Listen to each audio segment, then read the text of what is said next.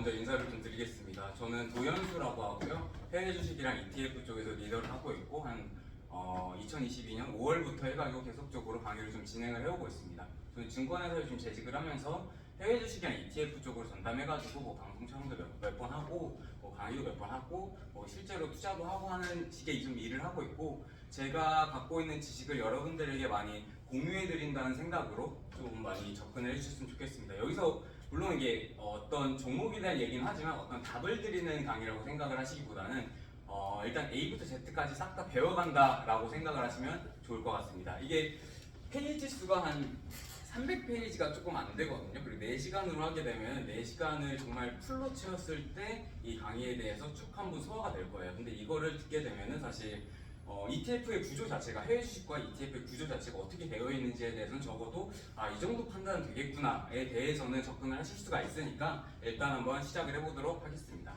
저는 항상 어떤 개념에 대해 설명을 드릴 때 주식이 뭐냐, 채권이 뭐냐, ETF가 뭐냐라고 했을 때 주식에 대해서 그냥 사고 파는 종이 쪼가리라고 생각을 하지 않고, 주식은 정확한 명칭으로는 기업의 지분에 대한 증명서가 나뉜 권리, 지분증권이고, 채권 같은 경우에는 채무증권이거든요. 항상 의미에 대해서 먼저 파악을 하는 게 좋은데, ETF 같은 경우에는 E가 Exchange, T가 Traded, F가 Fund. 우리가 펀드는 많이 들어봤잖아요. 펀드가 뭐죠? 펀드가 예를 들어 주식이 쌀 바구니가 있으면 한 톨이 주식이라고 하면은 여러 개 담을 수 있는 요술 바구니 같은 게 바로 펀드죠. 이것저것 담을 수 있고, 거기에 주식을 담으면 주식형 펀드가 되는 거고, 채권을 담으면 채권형 펀드가 되는 거고, 대체 부동산을 담으면 대체 투자 펀드가 되는 거고, 그거를 퍼블릭 시장, 공모 시장에 상장을 시키면은 공모 펀드 같은 여러분들이 1,000원 단위, 10,000원 단위 가입을 할 수가 있는 거고, 그걸 조금 자기들끼리 프라이빗하게 하면은 어감은 안 좋지만 펀드의 구조는 똑같은데 3억 펀드, 그럼 보통 한 1억, 3억 정도의 단위로 이제 들어갈 수 있는 구조인 거고요. 그리고 예시로 말씀드리면 2018년도에 사고가 났던 거는 3억 펀드건들이었고요. 공모 펀드가 아니라. 그럼 ETF 자체는 F가 펀드면은 이것저것 담을 수 있는데, 그럼 앞에 E와 T가 뭐냐에 대해서 생각을 해보면 좋은데, E는 Exchange, T는 Traded, 뭐죠? 계속 샀다 팔았다 할 수 있는. 그럼 뒤에서 설명드리겠지만 펀드는 결국에는 가입을 하셔야 돼요. 단어가 가입인 거고, 주식 같은 경우에는 이제 매매를 하실 수가 있는 건데, ETF 같은 경우에는 펀드의 성격을 가졌으면서 주식처럼 샀다 팔았다, 익스체인지 트레이드가 되는 펀드라고 생각을 하시면 됩니다. 요거 이제 제 프로필인데, 제가 여기서 말씀을 드리고 싶은 게 맨 마지막에 한국은행 통화정책 경시대에 나갔던 게 사실 저는 되게 인상 깊었던 경험 중에 하나인데, 이게 사실 정말 저한테 인상 깊었던 경험이면서도 되게 후회스러운 경험이기도 했어요. 무슨 말이냐면은, 이게 제가 실제로 썼던 그 20장 페이지 그 페이퍼거든요. 페이퍼 중에 일부를 발췌한 건데, 일단 한국은행 통화정책 경시대라는 것 자체에 대해 설명을 드리면은, 지금 미국의 기준금리를 올렸다 내렸다 하고 또 최근에는 굉장히 많이 올리고 있고, 한국은행에서도 그 금리를 많이 올리잖아요. 그럼 금리를 결정할 때 페드에서는 이게 파월 의장이 있고 여러 가지 지역은행들이 윤번제로 돌아가면서 그 FOMC 회의를 해요. 회의를 하고 3월, 6월, 9월, 12월마다 점도표라는 걸 내가지고 금리 인상을 어느 정도 할 것 같다에 대한 비율을 내는 거죠. 그럼 한국은행에서도 사실 좀 따라가는 면이 없지 않아 있긴 한데, 왜냐면 외자유출이 있기 때문에. 근데 한국은행에서도 총재가 있고 부총재가 있고 여러 명의 그 금융통화위원들이 있거든요. 금융통화위원이라고 하고, 그분들이 한 총재 합쳐서 7명 정도가 돼요. 거기서 이제 기준금리를 올릴지 내릴지 동결할지를 결정을 하는 거고, 양적 긴축을 할지 양적 완화를 할지 결정을 하는 거거든요. 그 대회입니다. 그 대회. 그거를 모의로 대학생들끼리 4명이서 팀을 이뤄가지고, 저는 감사하게도 팀장의 역할로 이 대회를 나갔었던 거고, 이게 정말 배운 점이 많았었는데, 제가 여기서 드리고 싶은 말씀은 이게 다 거시경제거든요. 거시경제, 요새 매크로가 굉장히 많이 지배를 하는 시대잖아요. 달러 인디스가 어떻고, 유가가 어떻고, 환율이 어떻고, 원자재가 어떻고, 블라블라블라 여러 가지가 있고, 저 때는 그 브렉시트 터지던 애였거든요. 그래서 매크로에 대한 이슈가 굉장히 컸었고, 전 매크로 공부를 정말 많이 했었는데, 결국에 저한테 실질적으로 도움이 됐던 건 그냥 거기서 굉장히 많이 경험을 했다 이거였고, 투자를 못했어요. 투자를 못했던 이유가 매크로에 너무 집중했기 때문에. 그래서 제가 여러분들한테 드리고 싶은 말씀은, 매크로가 지금 정말 중요한 건 팩트가 맞는데, 매크로 중에서도 결국에는 이 시장 상황을 버텨내는 것은 산업과 기업 속에서도 경영진과 직원들이기 때문에, 매크로는 조금만 공부하셔도 돼요. 그냥 빅스 지수가 어떻다, 뭐 올라가면 공포, 뭐 내려가면 뭐 조금 탐욕 분명히 있나, 뭐 이 정도 파악을 하시고 결국에는 산업과 기업에 대해 집중하시고 기업에 대해서 좀 셀렉션하기 좀 힘들다 하면 ETF적인 걸로 접근을 하시면 되니까 저는 다 저번 달에도 그렇고 저저번 달에도 그렇고 매크로가 굉장히 중요하긴 하지만 너무 집착해서 그거에 대해서 완전히 파고들고 공부하다 보면 제꼴 납니다. 제가 2016년도에 조금 많이 후회했었거든요. 그래서 이거는 제 경험상 요거는 제 페이퍼랑 해가지고 한번 소개를 드렸습니다. 일단 저희는 경제수능 재테크 공부 모임이고요. 사실 강의라는 것 자체가 여러분들의 질문을 하나하나 풀어나가는 과정이라고 생각을 하거든요. 그리고 좋은 강의의 핵심은 좋은 질문을 받는 걸 생각을 해가지고 여러분들한테 ETF에 대해서 뭐가 궁금하세요? 라고 물어보면은 반응이 없으실 것 같아서 보통은 이제 ETF가 뭔지, 개념이 뭔지, ETF의 구조는 어떻게 되고 ETF의 보수 구조는 어떻게 되는지, 그럼 ETF 종류는 뭐가 있고 국내랑 해외의 차이는 뭔지, 사이즈는 얼마나 다른지, 운용회사와 증권회사의 차이점은 뭔지, 또 자문사의 역할은 뭔지 이런 거에 대해서 궁금해하실 것 같고 그 이면에 사실 전에 이제 진구 대표님이 말씀해 주셨겠지만 결국에는 부동산이건 주식이건 투자의 본질은 똑같다고 생각하거든요. 투자라는 것 자체가 어차피 던질 투의 자본을 던지는 행위이고 자본을 조금 더 나은 현금 흐름으로 갈아타는 게 투자의 핵심인데 그러면 결국 우리는 돈에 대해서 공부를 해야 돼요. 근데 저는 이게 사실 제일 중요한 개념이 맨 처음에 잡을 때 제일 중요한 것 같아요. 결국엔 투자에 대해서 뭐 몇 프로 먹었다, 몇 프로 먹었다에 대해서 물론 중요한데 그와 더불어서 돈에 대해서 진짜 돈이 무엇인지, 자본주의가 무엇인지에 대해서 생각을 하는 게 좋고 제가 이걸 가져온 이유는 최근에 되게 소중한 지인이 넷플릭스에 이 다큐멘터리 하나 추천을 해줬어요. 돈을 하십니까? 근데 이걸 봤는데 이 내용 중에서는 뭐 투자에 대한 얘기는 많이 안 나오고 여기서 뭐 운동선수 얘기도 나오고 아니면은 주부 얘기도 나오고 월급쟁이, 생활자 뭐 그런 분들 나와요. 근데 여기서 강조했던 게 가령 이런 거예요. 돈에 있으면은 돈의 질이 다르다. 예를 들어서 돈이 있으면은 운동선수의 돈과 운동선수가 벌어들인 10억을 한 돈과 사업가 아니면 뭐 예를 들어서 전문직 뭐 변호사가 벌어들이는 전체 캐시플로의 10억은 정말 다르다. 왜냐하면은 이 돈의 현금 흐름이 다르기 때문에 이런 거부터 이해하는 게 사실 돈의 핵심이거든요. 그리고 돈은 사실 감정이기 때문에 본인의 감정을 제대로 컨트롤하지 못하면 돈은 여기저기 많이 흐트러지고 아마 다들 그런 생각은 아마 해보시고 아마 액션도 해보셨을 것 같은데 보통 되게 감정적이면 충동 구매를 많이 하게 되잖아요. 근데 그게 통계적으로 그렇대요. 어쩔 수가 없는 거고 그거에 대해서 인지를 하고 돈에 대해서 되게 집중을 하겠다. 그럼 사실 투자의 핵심은 뭐 많은 자산관리사분들이 얘기하는 생애주기표가 있고 핵심은 사실 본인의 수입과 지출에 대한 철저한 통제가 베이스가 된 상태에서 투자를 해야 되거든요. 예를 들어서 본인이 지출을 막 엄청 많이 하고 뭐 200만 원 먹었는데 400만 원 뭐 이게 그 뭐냐 지출을 한다. 마이너스인데 뭐 돈을 빌려가지고 투자한다. 그럼 이 사실 말도 안 되는 거죠. 본인의 일단 지출에 대해서 먼저 파악을 하고 수입에 대해서 파악을 하고 파이프라인에 대해서 생각을 하고 자동소득에 대해서 생각을 한 다음에 거기에 이제 위에 얹어서 가는 게 뭐 주식이건 부동산이건 코인이건 하지 이 이면에는 사실 이건 사실 뒷단이라고 생각을 해요. 그래서 첫 단에는 돈에 대한 공부가 저는 개인적으로 중요한 것 같습니다. 그런 측면에서 이 넷플릭스는 뭐 PPL은 아닌데 한번 보시면 좋습니다. 한 1시간 반짜리인데 되게 돈에 대해서 조금 많은 깨달음을 주는 다큐멘터리더라고요. 일단 저 강의는 좀 이런 식으로 진행이 될 예정입니다. 첫 번째는 ETF란 건 뭔가 우리 그 질문을 던졌으면 이제 답을 찾아가야 되잖아요. ETF는 뭔가에 대해서 쭉 한번 설명드릴 거고 챕터 1이 조금 그 길이가 좀 길 거예요. 근데 제가 뭐 전달력이 그래도 조금 있는 편이기 때문에 많은 내용을 전달을 해드릴 테니까 중요한 부분은 메모를 하시거나 아니면 사진을 찍어 가셔가지고 여러분들의 공부에 조금 도움이 되시길 바라고 두 번째는 그러면 대장 아파트는 무엇인가? 결국 우리도 부동산 할 때 항상 대장 아파트가 뭔지 반포 앞으로 요거부터 얼마고 한남도 일이 얼마고 그리고 갤러리아 포일은 얼마인지 이런 거에 대한 감이 있고 나머지를 봤을 때 대충 이제 시세에 대한 감이 생기잖아요. 그런 것처럼 ETF 대장은 뭔가에 대한 기준을 삼아가면 좋거든요. 거기에 대해서 1등만 딱 뽑아가지고 제가 딱 싹 다 정리해놨어요. 뭐 주식형, 채권형, 원자재형, 뭐 외환형, 빅스형 뭐 등등등 해가지고 세 번째는 자산 배분에 대해서 말씀을 드릴 건데 자산 배분 사실 굉장히 중요하고 결국에는 투자에 대해서 성공하시는 분들이 주식으로만 해가지고 성공하신 분보다는 주식으로 돈을 벌어서 뭐 부동산에 묻거나 아니면 부동산으로 돈을 벌어서 부동산에서 얻는 월세 현금을 바탕으로 주식에 투자한다거나 아니면 그걸로 조금 더 리스키하게 비상장에 투자한다거나 뭐 이런 식으로 해가지고 돈을 크게 불리는 사람들이 많은데 그럼 결국엔 그건 다 자산 배분이거든요. 부동산, 아니 본인이 사업체가 있으면 본인 사업체, 아니면 주식이 있으면 본인 주식, 이런 거 아니면 비상장,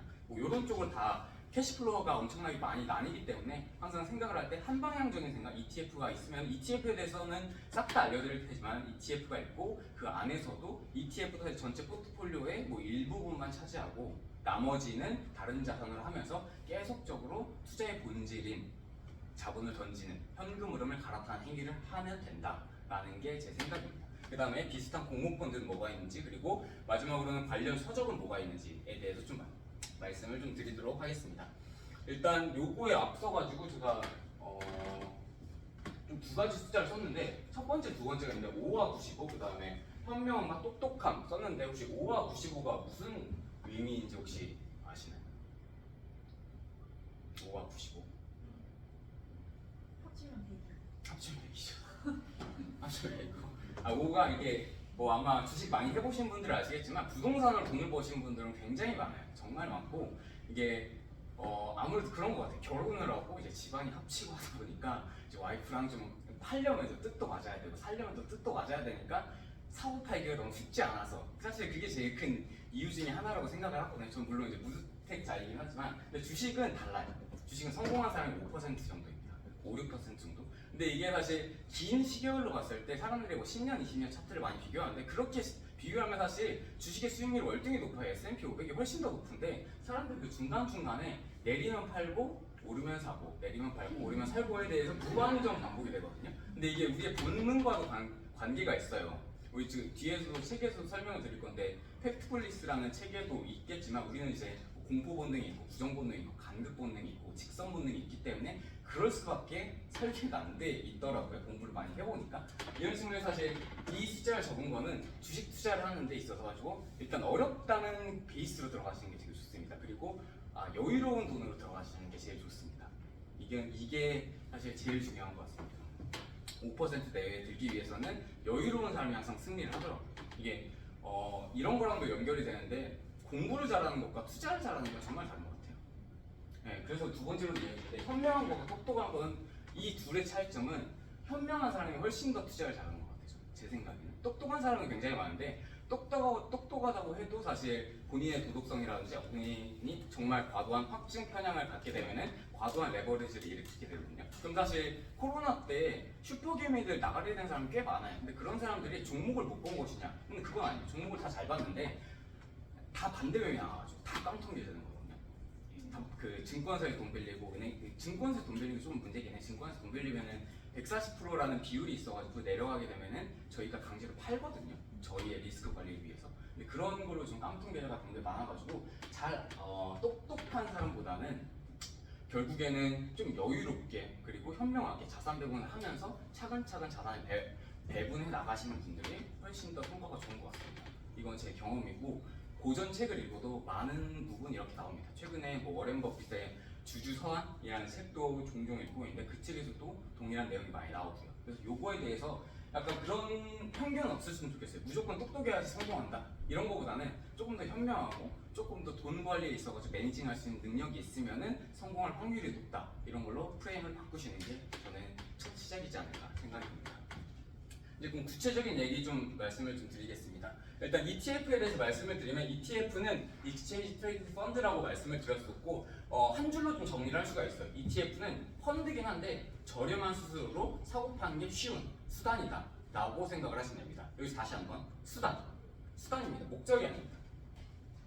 왜냐하면은 ETF는 결국에는 S&P 500을 따라가는 것도 있고 나스닥을 따라가는 경우는 있고 아니면 빅스를 주종하는 ETF도 있는 거고요. 아니면은 산업군들, 뭐 전기차, 클라우드, 반도체 등등 산업군을 따라가는 ETF도 있기 때문에 결국 ETF라는 수단을 이용해서 어떤 산업에 얼마만큼의 돈을 얼마만큼 배분할지가 사실 가장 중요한 의사결정인 거고 그러기 위해서 사실 매크로도 알아야 되고 산업에 대해서 알아야 되기 때문에 이건 목적이 아닌 수단이다 라는 점을 먼저 참고를 하시면 좋을 것 같습니다. 첫 번째는 주식과 펀드의 중간값이다 라는 거는 말씀을 드렸었고요. 두 번째는 상장이 되어 있어 실시간 사고 팔고 사고 파는 게 실시간으로 가능합니다. 그리고 창립은 누가 했냐라고 했을 때 지금 외국 전체 통틀어서 자산운용사 중에서 ETF 운용사 1등이 블랙락이에요. 블랙락이 2등이 뱅가드거든요. 뱅가드의 창업자인 사람의 존 보글인데 그 사람이 인덱스 펀드를 만들어가지고 그거를 네이트 모스트라는 사람이 최초의 ETF인 스파이를 창실했습니다. 이게 첫 기원입니다. 연도는 1993년 1월 22일에 이게 맨 처음에 시작이 돼가지고 ETF 시장이 쭉 커져왔다라고 생각을 하시면 됩니다. ETF는 이제 제가 하는 말은 아니고 여러분들이 많이 하시는 말씀이 21세기 최고의 금융상품이다 라는 말씀을 많이 하세요. 왜냐면은 쉽고 편하게 분산 투자할 수 있기 때문에. 그럼 장점은 당연히 소액 투자고 저렴한 수수료로 투명하게 실시간 거래할 수 있고 분산 투자가 가능하다. 그리고 투명하다라는 거는 여러분들이 실시간으로 모든 종목을 다 체크해 볼 수가 있다는 의미예요.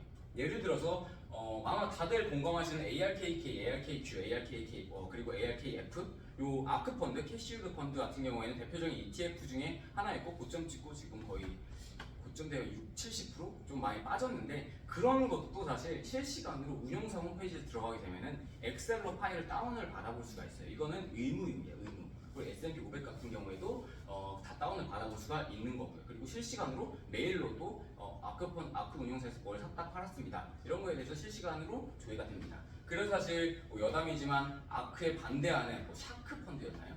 샤크 나와가지고 아크에 정반대로 우리 투자한다 해서 수익률이 훨씬 더 좋았었어요. 여담이고, 네 그렇습니다. 그리고 결국에는 단점으로는 기업과 산업에 대한 리스크는 당연히 존재하고요. 또 이거에 대한 개념을 좀 알아가시면 좋은데 ETF는 추적오차와 괴리율이라는 개념이 있거든요. 추적오차라는 건 뭐냐면은 ETF가 있으면 ETF의 순자산 가치가 있어요. 본질적인 가치. 그거를 Net Asset Value, NAV라고 하고 여러분들이 사시는 가격을 프라이스라고 하고 ETF는 결국에는 지수를 추종하는 거거든요. 지수가 만들어져 있으면 지수를 그대로 추종하는 패시브형 ETF가 본질이에요. 그러면 이 추종하는 지수가 있을 거 아니에요? 그럼 이 추종하는 지수와 NAV, 본질 가치 사이의 괴리를 추적오차라고 하는 거고 본질 NAV와 프라이스 사이의 차이를 괴리율이라고 하는 거예요. 그럼 결론부터 말씀을 드리면 이 둘 다 낮은 게 좋습니다. 추적오차는 운용사의 역량이고 괴리율은 여러분들의 수요가 얼마나 되는지에 따라 달라지긴 하는데 결국 이 두 개가 제일 낮은 게 좋고 그럼 어떤 게 좋냐라고 했을 때는 업력이 제일 오래되고 규모가 제일 큰 게 좋습니다. 동종 업계 대비해서는. 그러면 반대로 신규 상장된 ETF라거나 아니면 원유 선물 ETF 시장에서 관심이 너무 뜨거운 것들 거의 괴리율 제 기억에 맞다면 1000%, 2000%까지 갔었거든요. 근데 그거는 사실 그냥 도박인 거예요. 그냥 올랐다 내렸다 있는 원유에 투자하는 게 아니고 오를 건지 내릴 건지에 투자하는 거입니다. 그래가지고 사실 그때 월물 교체할 때 되게 많이 이슈 있었거든요. 삼성자산운용에서 되게 법적 책임 소재도 왔다 갔다 했던 걸로 기억하는데 여튼 이 두 개 낮은 걸 선택하는 게 좋고 낮은 걸 선택을 하기 위해서는 업력이 오래되고 큰 ETF를 하시는 게 여러분들에게 좋습니다. 이 그림을 딱 이해를 하시면 됩니다. 주식과 펀드의 중간값인 ETF라고 하시면 됩니다. 그럼 비용은 얼마나 되느냐라고 했을 때 우리가 평균적인 기준은 살펴보고 가는 게 좋아요. 평균적인 기준 ETF 평균 보수는 한 0.1에서 0.2 정도가 됩니다. 패시브 기준으로. 그러면 아크 말씀드렸는데 아크도 ETF예요. 근데 ETF도 두 가지 종류가 있어요. 이 지수가 있으면 그대로 쫓아가는 거를 아무것도 안 한다라고 해서 패시브 수동적인이라고 하고 ETF가 있으면 우리는 이 안에서 운용력들의 엄청난 역량을 바탕으로 해가지고 알파를 추구할 거야 라고 하는 액티브형 ETF가 있는데 액티브형 ETF 같은 경우는 보통 보수가 0.8 정도 좀 비싼 편이고 패시브형 ETF 같은 경우에는 스파이가 0.09 정도 그리고 IVB가 0.03 정도로 해가지고 0.12 내외로 조금 쌉니다. 그래서 이 기준에 대해서는 여러분들이 일단 알고 가시는 게 좋으니까 체크하시면 좋고 종목에 대해서는 사실 ETF는 뒤에서도 다 소개를 해드리겠지만 여러분들이 상상하는 모든 걸 ETF로 다 구현을 시킬 수가 있습니다. 근데 여기서 전제 조건은 한국 ETF 말고 미국 ETF,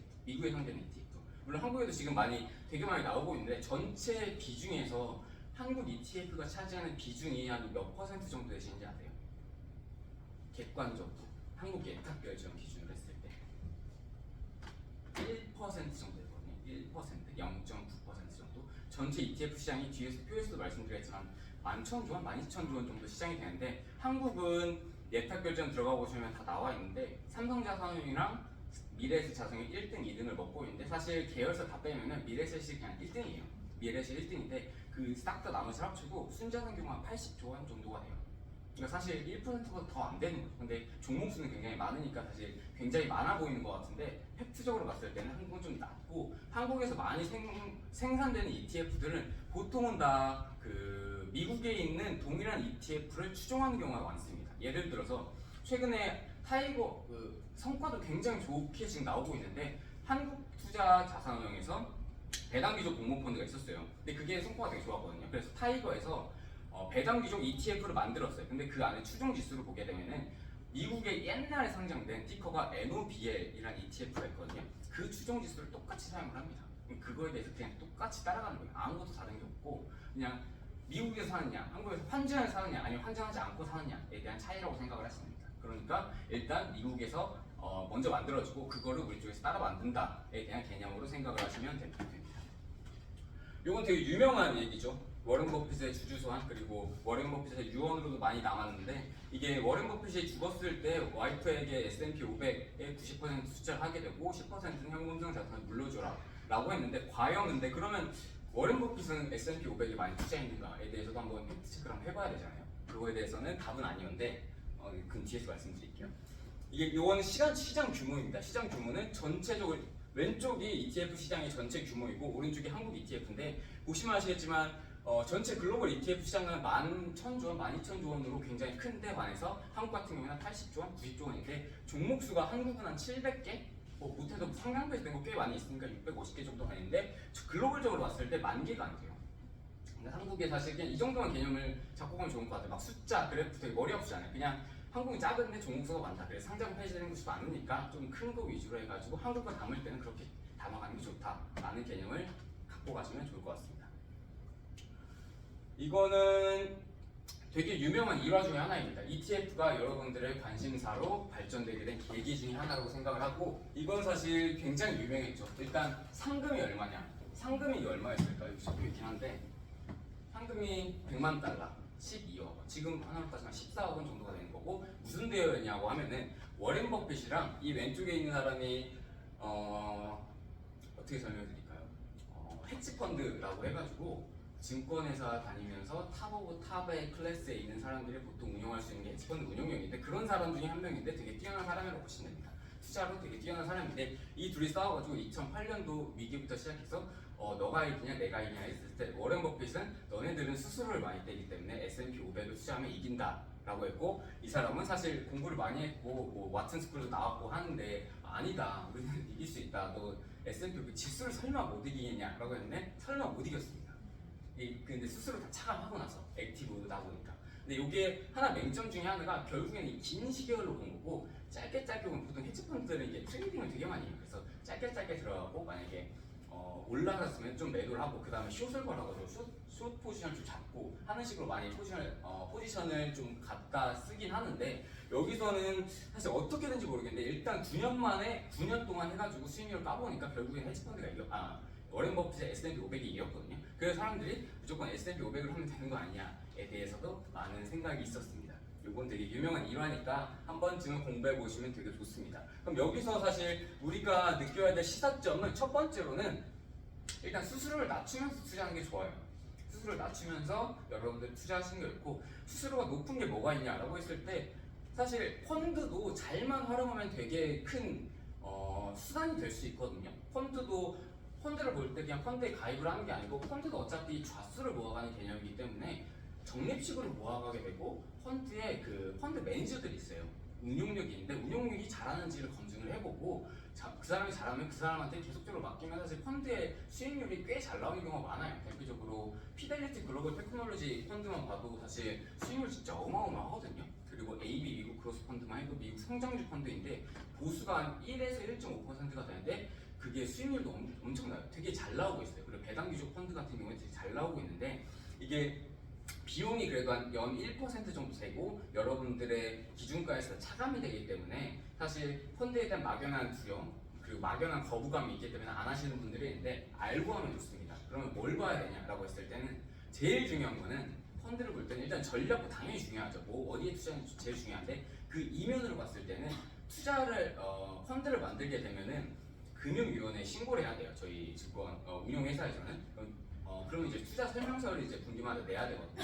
그 안에 책임 운용력 변경이 있어요. 쉽게 말해서 기업이 있으면은 기업의 CEO가 맨날 바뀌는 기업이 좋나요? 아니면 안 바뀌는 기업이 좋나요? 안 바뀌는다고 좋죠. 펀드도 똑같아요. 운용력이 있고 성과가 잘 나오는데 운용력이 뭐 5년, 6년 꾸준히 잘 운용을 하고 있다. 그거는 투자 설명서에서 확인이 가능하거든요. 그런 펀드의 경우에는 보통 되게 좋은 펀드일 확률이 높습니다. 그리고 순자산 규모가 한 1,000억 원 정도 이상만 되면은 굉장히 괜찮은 펀드 중에 하나다라고 생각을 하시면 됩니다. 그 중에 하나가 이제 규모가 한 3조 원 정도가 넘는 피델리티 글로벌 펀드, 테크놀로지 펀드 이런 거 같은 경우는 사실 굉장히 아웃법 시장 대비해서 굉장히 성과를 잘 내고 있는 펀드 중에 하나니까 그거에 대해서 한번 여러 가지 열린 생각을 가지시고 일단 기본 컨셉은 패시브로 수수료를 좀 저렴하게 하되 조금 돈이 모이게 되면은 펀드에도 조금씩 이관을 하면서 좀 다양한 포트폴리오를 꾸려가는 것도 여러분들의 투자에 괜찮지 않을까 싶습니다. 그리고 펀드는 그러면 어디서 해야 되냐라고 했을 때는 보통 그냥 비대면으로 하시는 게 수수료가 제일 싸고요. 비대면 중에서도 IRP나 연금저축 펀드 개설하게 되면 그 계좌거든요. 그 안에서 펀드를 가입을 할 수가 있어요. 거기 안에서 하는 게 사실 세금 효과 제대로 보면서 할 수 있는 가장 좋은 투자 방법 중에 하나라고 저는 생각을 합니다. 아니면은 ISA라는 절세계좌 안에서 운용을 해도 되고요. 그거에 대한 세부적인 건 말씀드릴게요. 그리고 두 번째는 결국에는 뒤에서도 말씀을 드리겠지만 이 워렌 버핏 포트폴리오예요. 이게 워렌 버핏 포트폴리오고 배가들 순자산 규모 1,400억 원 이상인 사람들은 그 공시를 해야 돼요. 미국 금융위원회 SEC라고 하는 곳에 공시를 해야 되는데 이분들이 2분기 포트폴리오를 8월 15일에 공개를 했어요. 근데 1등으로 갖고 있던 게 애플, 2등으로 갖고 있던 게 뱅크 오브 아메리카, 3등이 코카콜라. 그럼 S&P 500은 어디 있냐? 라고 했을 때 맨 아래에 있어요. 맨 아래. VO, 스파이 0.009 정도 39,000주 정도 가고 있는데 39,000주. 전체 워렌 버핏 순자산 규모가 350조 원 정도가 되니까 사실 굉장히 미미한데 그럼 여기서 제가 말씀을 드리고 싶은 건 뭐냐면은 워렌 버핏도 그렇고 여러 사람들도 그렇고 워렌 버핏이 결국 강조를 하는 거는 집중 투자거든요. 본인에게 잘 맞는 종목 3개면 충분하다. 그래서 이 사람은 웰스파고라는 그 미국 은행으로 돈을 벌고 코카콜라로 돈 벌고 애플로 돈을 크게 번 사람이에요. 그리고 지금은 옥시덴털로 돈을 굉장히 많이 크게 벌었죠.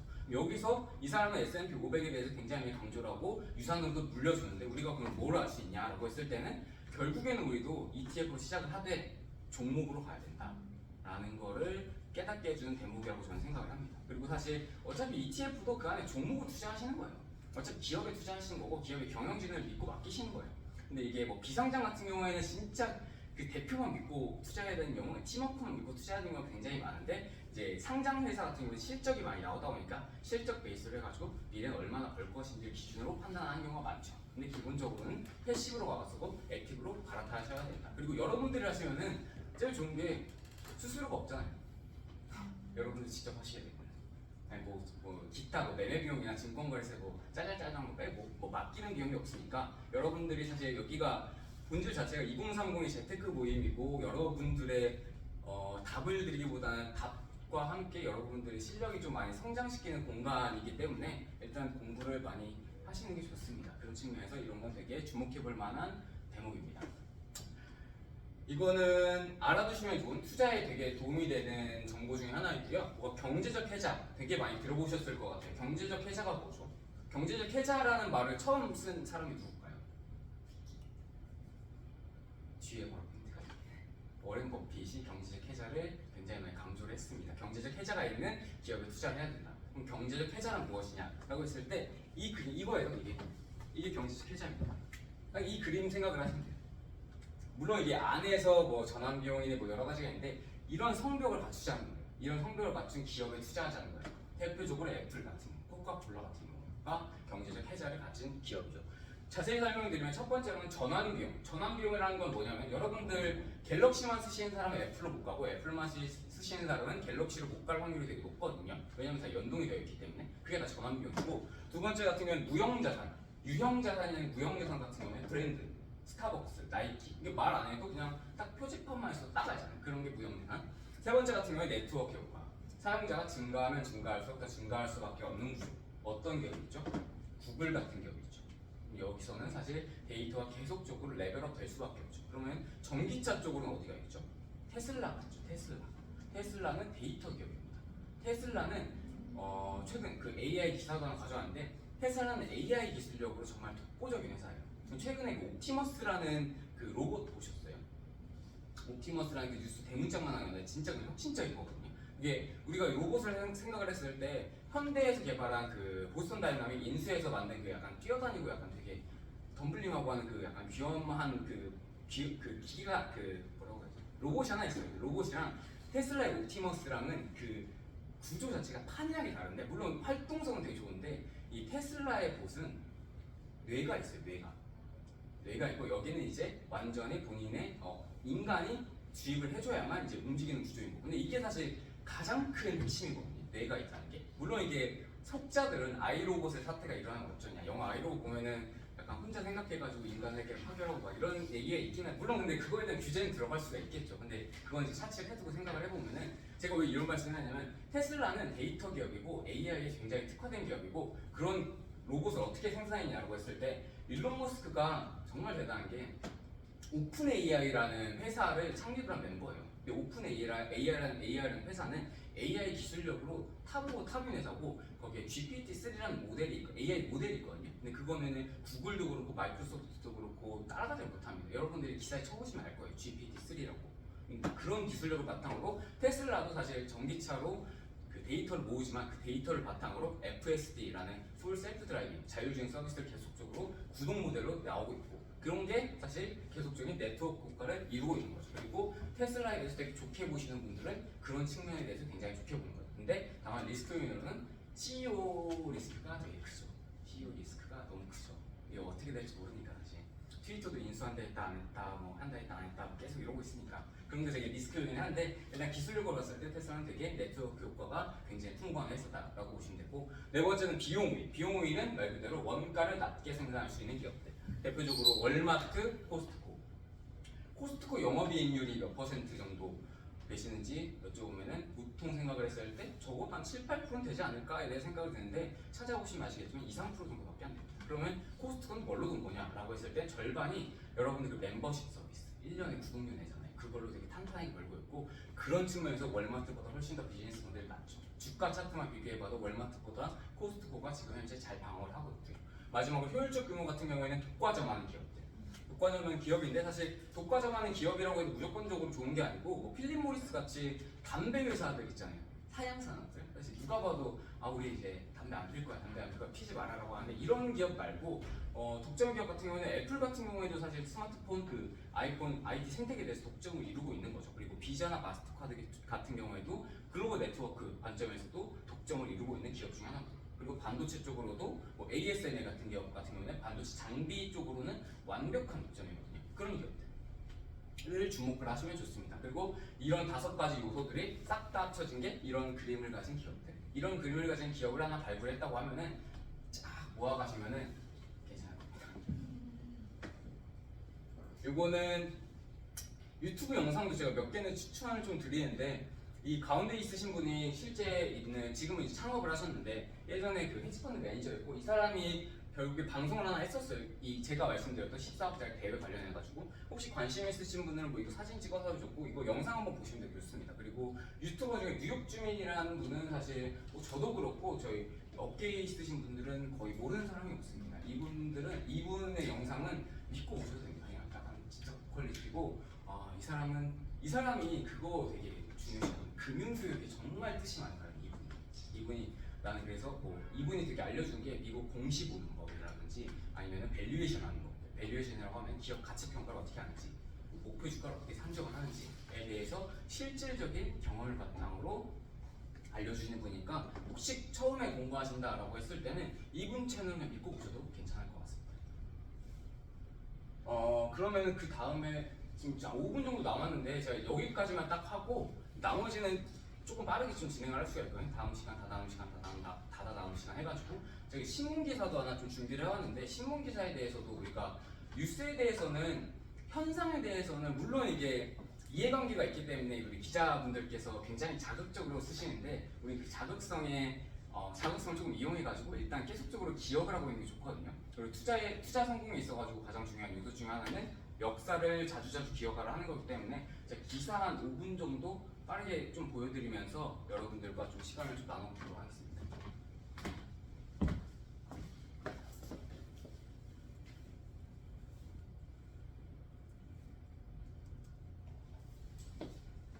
이게 기사고 제가 10월 1일부터 해가지고 조금 텔레그램도 보통 텔레그램 보시는 분들 계시면은 뭐 여의도 스토리나 낭만 PB나 아니면은 주식 투자 내용 뭐 이런 채널도 되게 괜찮거든요. 그리고 신문 같은 경우에도 처음 하시는 분들은 매일경제나 한국경제 핸드폰으로 뉴스 보지 마시고 종이 신문을 보시는 걸 굉장히 많이 강추해드려요. 왜냐하면은 정보의 편향성이 생기기 때문에 종이 신문으로 봐야지 이 편향성이 조금이나마 극복이 될 수가 있습니다. 그렇기 때문에 웬만하면 종이 신문으로 보시고 그럼 이거 언제다 보냐라고 했을 때 저도 근데 헤드라인 보고 첫 줄 보고 말아요. 사실 다 못 보는데 어떻게 봐요? 첫 줄 보고 관심 가는 기사다 하면은 거기서 이제 조금 숫자라든지 이런 거 좀 체크해보고 하나 뭐 꿀팁 중에 하나는 기사 보시다가 조금 되게 이상한데 뭐 예를 들어서 외환보유고가 한국에서 되게 망했다, 뭐 예전부터 엄청 많이 떨어졌다는 자극적인 기사가 나오면은 그럼 이제 그때 조금 저희 쪽에서 한 번 더 생각을 해보면 그럼 외환보유고 출처는 어디서 나왔지? 출처 다 써져 있거든요.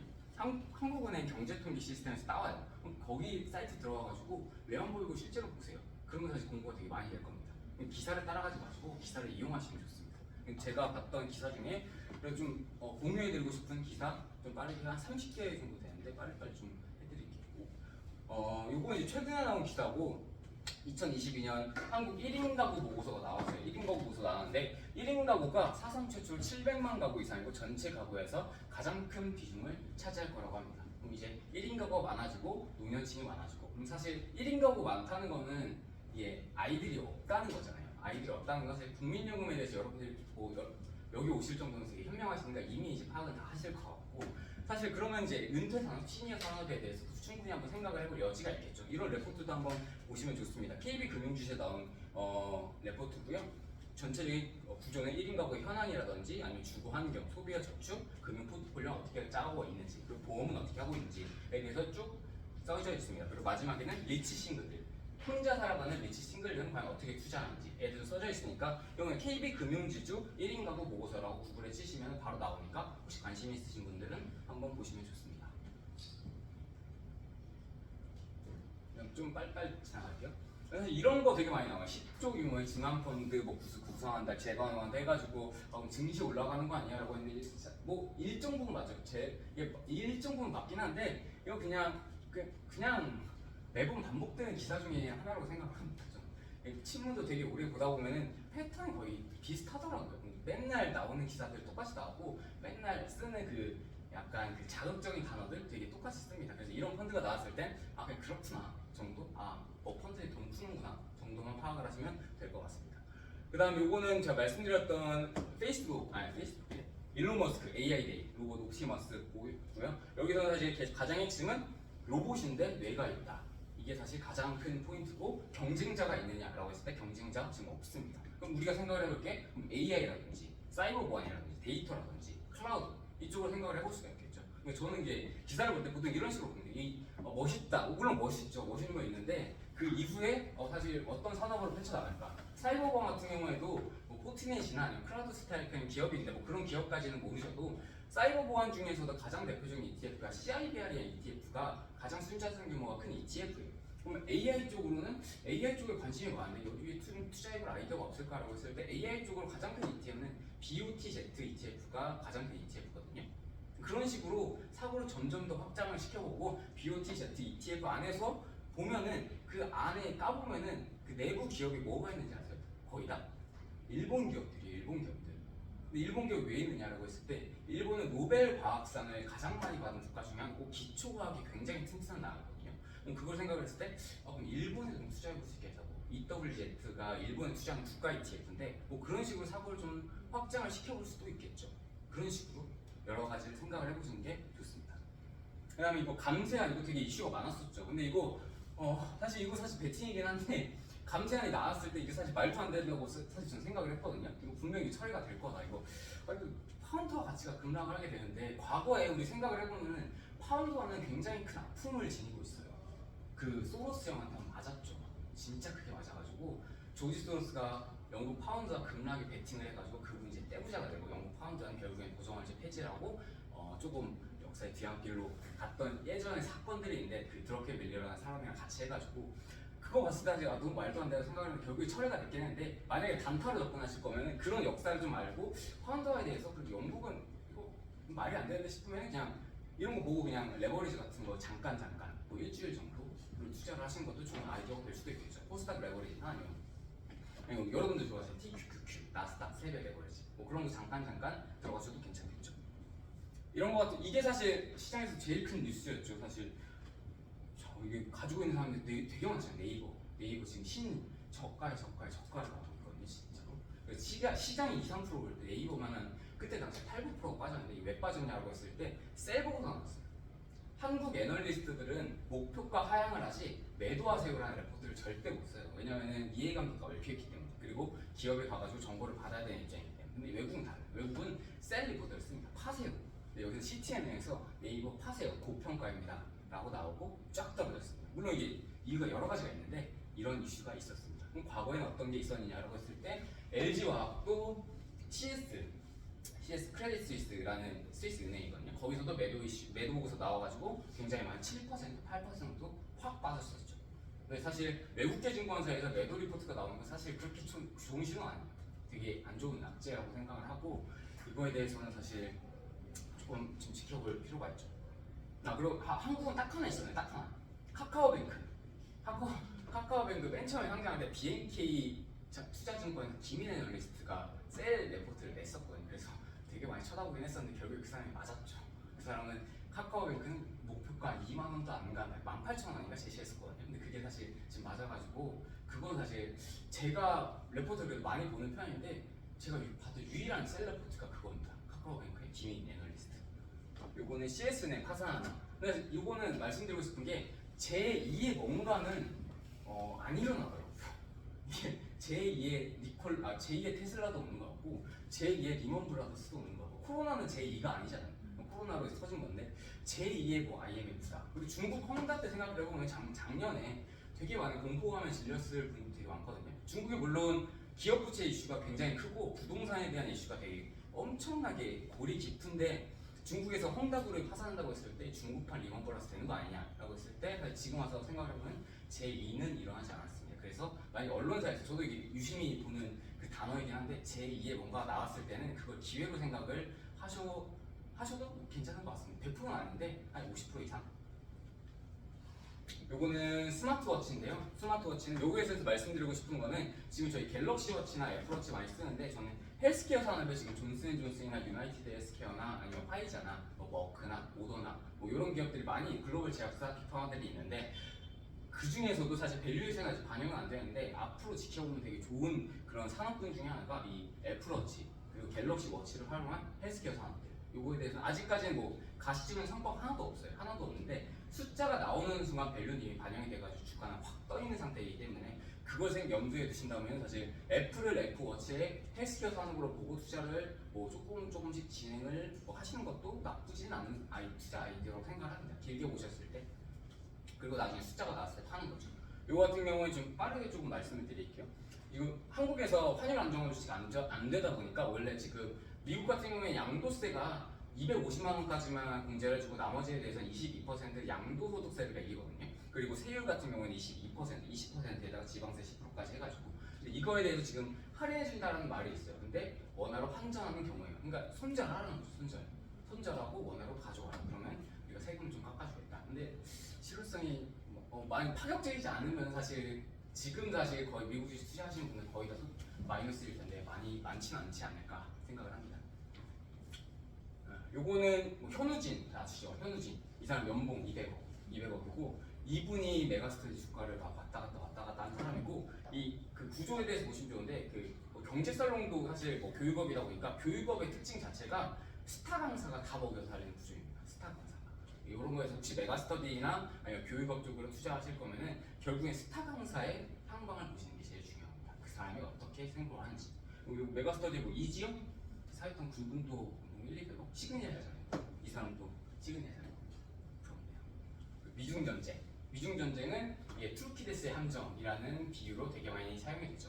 둘 중에 하나는 죽지 않으면 끝나지 않는다. 지금 싸우고 있는 건 AI와 반도체. 그럼 우리가 생각을 해볼 수 있는 게 반도체를 싸우면은 엔비디아 그 A100 칩, 데이터센터 칩을 규제를 했잖아요. 바이든이 규제를 했는데 그럼 우리가 생각을 해볼 거는 얘네 둘이 싸워도 반도체는 어차피 갈 거거든요. 가는데 시간의 문제인데 뭐 물론 수급 이슈도 수급 이슈도 있고 한데 그럼 싸웠을 때 가장 혜택을 볼 수 있는 게 뭔지 얘네 둘이 싸워도 돈을 벌 수 있는 기업은 뭔지에 대해서 한번 생각을 해보자는 거예요. 장비주가 있죠.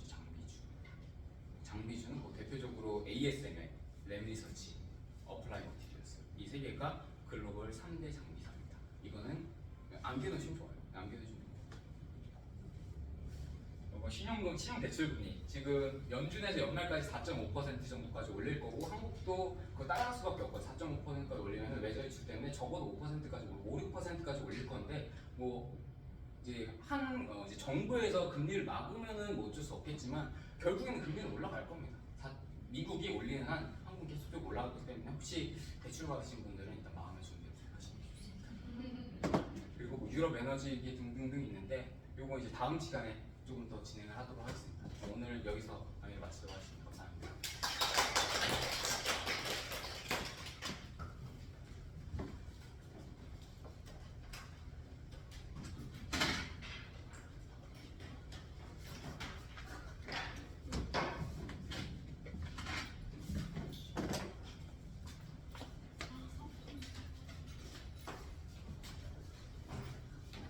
뒷풀이 가실 분들은 1층으로 모여주시면